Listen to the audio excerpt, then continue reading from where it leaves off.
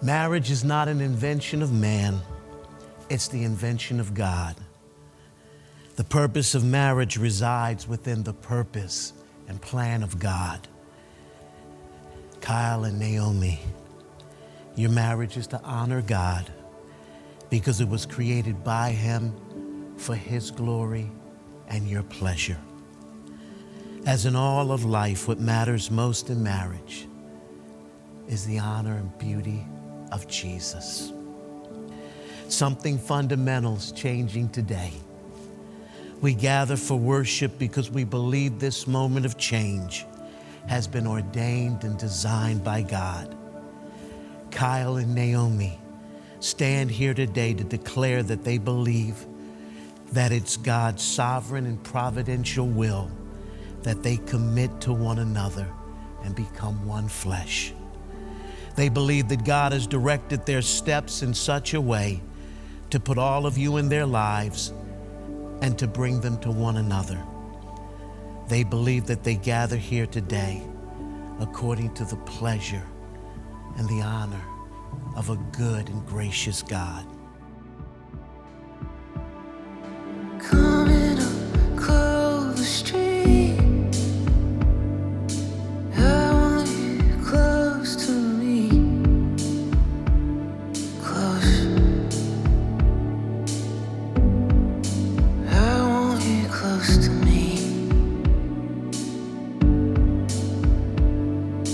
Hurry up, grab your things, taking you away with me. I want you close. I want you close to me.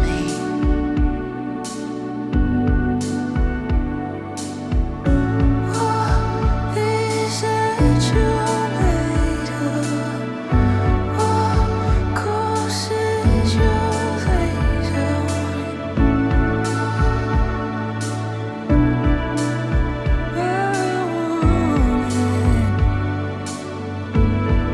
Stay here in my arms. Don't you go nowhere. Ain't nobody else that loves you like I do now.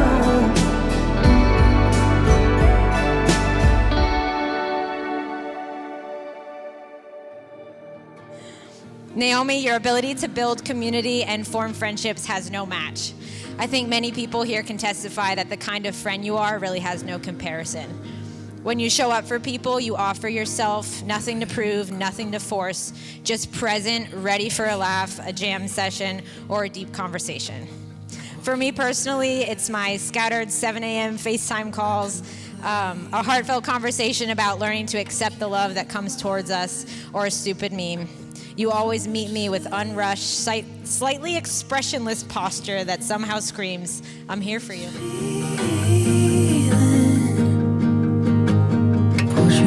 That's your love, Noam. You are convinced that people are worth showing up for. Deep down, you have a firm belief that this life matters and that true and lasting friendship is one of the best parts of it. I'm gonna put it there. Keeping it quiet. So much to say. Naomi, you've come to understand the gospel more deeply through the way Kyle has committed himself to you and all the ways he's shown up for you, mirroring the one who's always showing up for us. We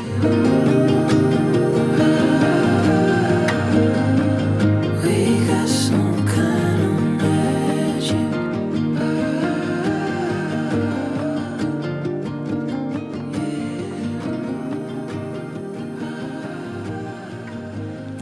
I've spent a lot of time pondering how to not make Kyle sound like a crazy hillbilly who loves cats. So I figured I'd start with who Kyle really is.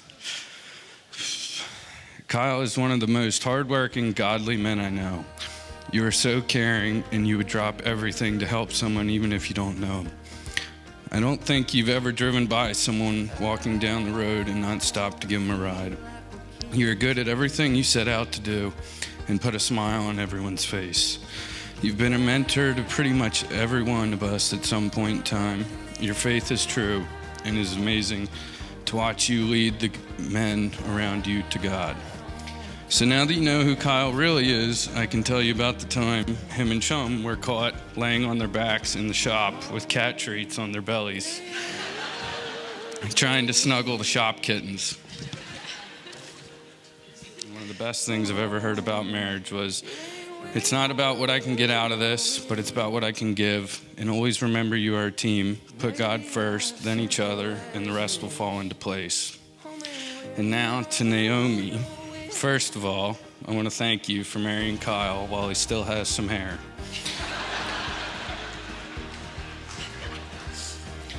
And I want you to go easy on him. He's been living in his own house by himself for 6 years. That coffee stain on the counter from 2 mornings ago really doesn't bother him at all. The bedroom, totally full of all his hunting stuff, seems like a perfect place for him to keep it. So just give him some grace. But with that being said, he would do anything for you. And I can promise you, you can count on him, as we all have. Anyways, I've said enough, and there's some dust in my eyes. Kyle, you're my brother, and I love you. And Naomi, welcome to the family.